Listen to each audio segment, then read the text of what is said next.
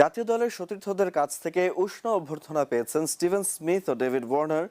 যদিও তাদের নিষেধাজ্ঞা এখনো শেষ হয়নি। অস্ট্রেলিয়া ক্রিকেট দলের সাবেক অধিনায়ক ও সহ অধিনায়ক এখনো নিষিদ্ধ। তাদের নিষেধাজ্ঞা শেষ হবে 28শে মার্চ। জাতীয় দলে খেলতে পারবেন 29 তারিখ থেকে। তবু নিষেধাজ্ঞা চলাকালীন এই দুই ক্রিকেটারকে দলে ফিরিয়েছে ক্রিকেট অস্ট্রেলিয়া।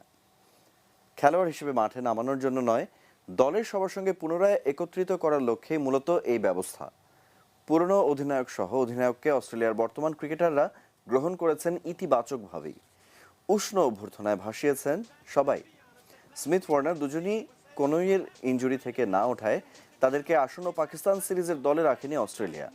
এর বদলে স্মিথ ওয়ার্নার খেলবেন আইপিএলে নিজেদের ফিটনেস এবং ফর্ম যাচাই করে নিতে।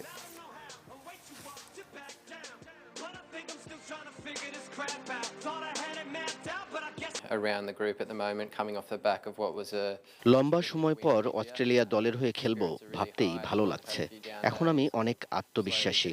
পাকিস্তান সিরিজেই ফেরার ইচ্ছা ছিল, যদিও ইনজুরির কারণে সম্ভব হচ্ছে না।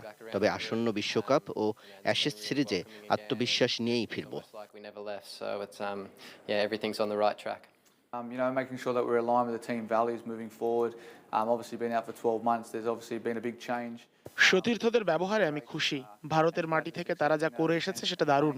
বিশ্বকাপের আগে এমন একটি জয় কে না চায়। লম্বা সময় পর দলে ফিরতে যাচ্ছি, পেছনের ভুলের দিকে তাকাতে চাই না। এখন শুধু আত্মবিশ্বাসী দৃষ্টিতে ভবিষ্যতের উপর গুরুত্ব দিচ্ছি। Obviously priority for the guys is winning here against Pakistan first.